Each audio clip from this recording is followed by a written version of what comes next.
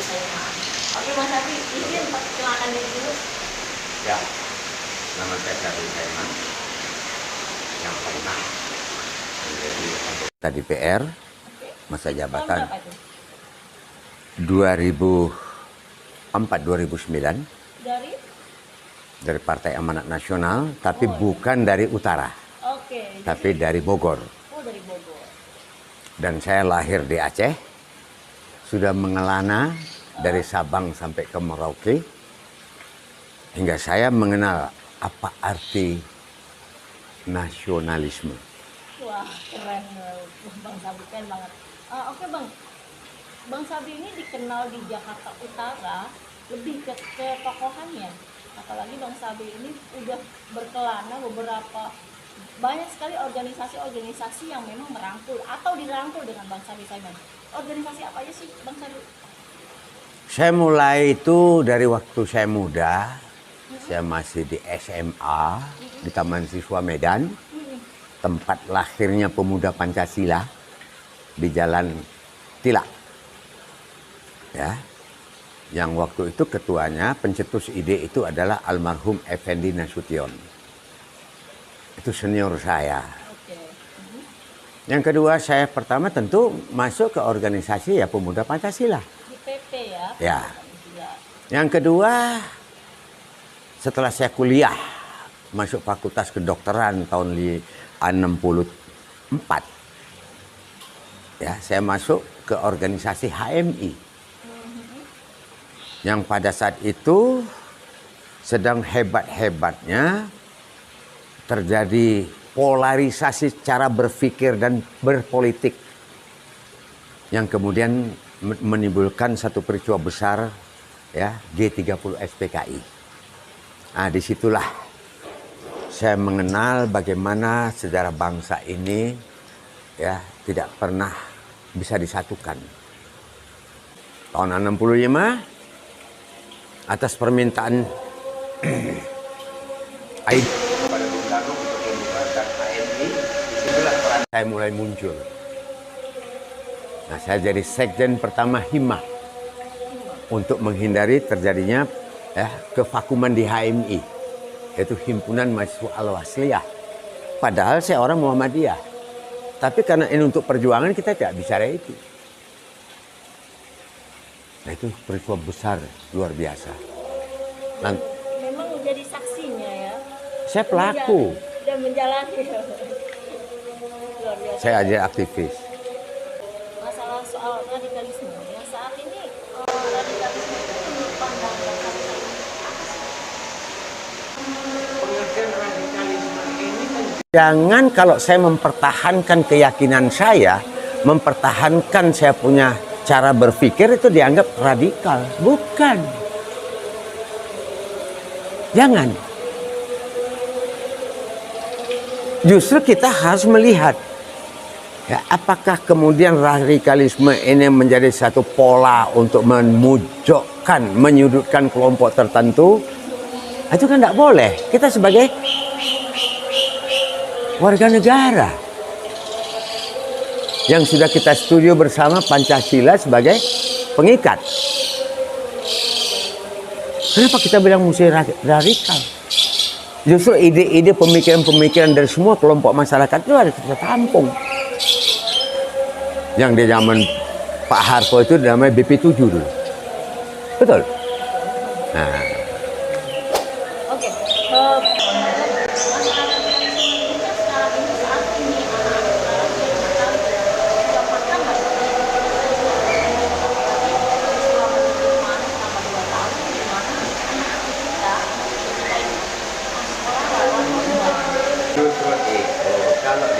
Bilang pendidikan itu mulai dari rumah. Sekolah itu hanya kita titipkan anak kita, putra-putri kita.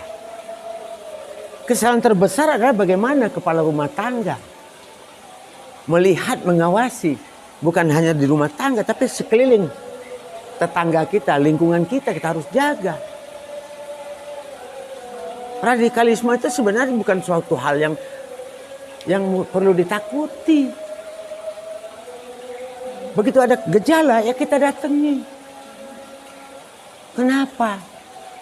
Oh, penyebabnya karena orang tuanya tidak mampu memberi makan, hingga anaknya tidak terawat, tidak jamin. Nah, siapa yang bertanggung jawab? Bukan hanya kepala keluarga, tapi tetangga juga. Lebih-lebih unsur pemerintahan yang ada di setiap daerah itu. Setuju nggak Pak Bang Sabri kalau radikalisme disangkut pautkan ujung-ujungnya adalah terorisme? Begini ya, terorisme itu kan berasal dari kata teror, menteror, memojokkan. Apakah pantas Anda mewawancarai saya, kemudian keluar kata-kata saya yang agak sedikit berlainan dengan pendapat Anda, terus Anda bilang saya terorisme? Nggak bisa kan? Yang kedua, terorisme ini adalah hasil dari olahan dalam kehidupan dunia yang memojokkan satu kelompok atau dulu yang namanya rasialisme. Itu kan berasal dari sana. Waktu kita merdeka ada enggak? Enggak. Rasialisme, Ada, radikalisme? Enggak ada. Nggak ada kan? Kenapa sekarang muncul? Karena kepentingan Kepentingan satu kelompok, golongan atau masyarakat dunia yang sedang seperti sekarang contohnya di Ukraina. terakhir Pak Bang Sabri. Radikalisme itu bisa memecah persatuan dan kesatuan. Khususnya kita ini yang Indonesia kurang sekali kepentingan tinggal di negara Pancasila. Bagaimana sih pendapat Bang Sabri untuk perkembangan anak-anak kita di luar sana melalui saya? Dengan penyampaian radikalisme bisa kita tangkal dari dini. Makanya saya yang bersama udah almarhum jangan Satopo ya, membangun pendidikan usia dini PAUD yang kemudian dipakai ditelaah di zaman Bambang Sudibyo sebagai menteri hingga sekarang itu menjadi satu dirjen sendiri kan. Kita pendidikan itu tadi. Yang kedua, kalau kita bicara soal radikalisme, apakah ini menyangkut masalah kepentingan nasional atau kepentingan kelompok? Nah, itu kan harus kita bedakan.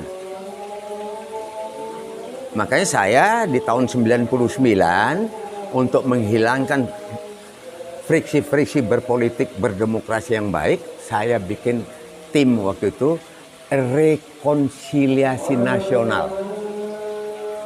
Tahun berapa itu? 99. Saya jumpai waktu itu almarhum Ruslan Abdul Ghani masih hidup. Dia terkejut. Tapi ada beberapa sempilan masyarakat yang menolak dengan alasan macam-macam. Saya tinggalkan. Nah, Anda tadi datang lihat kan? Itu dalam rangka untuk mengurangi beban pemerintah. Luar biasa ya Bang. Saya akan melakukan satu kerja di mana akhirnya bermuara kepada rekonsiliasi nasional. Bukan rekonsiliasi partai politik, tapi kepentingan nasional kita, bangsa dan tanah air, tempat darah dan tumpah darah kita. Jadi demi bersatunya Semua. Mary ya, dan begini dan tetap pada ideologi kita ya pada Dengan tagline dari dari utara merajut Indonesia. keren ya temanya, tagline-nya. Itu mau kapan itu anunya? Tanggal 27. 7 bulan Mei ini? Ya, Itu di mana Bang? nanti kita bikin acara tuh secara besar-besaran di GRJU. Merajut dari utara merajut Indonesia. Nanti itu akan disambangi berapa ormas atau Semua yang telah menandatangani Fakta Integritas Jakarta Utara Rumah Kita. ada berapa tuh? Nanti kau lihat nanti buktinya. Oke? Oke, iya Bang, terakhir Bang. Berapa sih organisasi selain PP dan HMI tadi yang sudah Bang Sabri geluti dari zaman muda dulu sampai hari ini? Terlampau banyak. Apa tuh? Apa yang Ya, salah satunya itu sampai saya digelar Ki. Ki itu penghormatan luar biasa kepada tokoh ya? oleh Taman Siswa. Ikatan alumni Taman Siswa di HMI, di apa namanya, ICMI, di KAHMI. Ini tokohnya. Itu di ISMI, di KAHMI itu Nasional. Iya kan, tokoh nasional. Itu sebagai apa di sini? Saya Ketuanya apa? bendahara umum. Selalu di bendahara umum. Tokoh-tokoh nasional. Tapi saya tidak pernah muncul. Karena bukan penampilan, tapi Pemikiran ya. Dan ide-ide mungkin. makanya janganlah kita menganggap pandangan-pandangan kepada orang yang tidak berpunya itu rendah.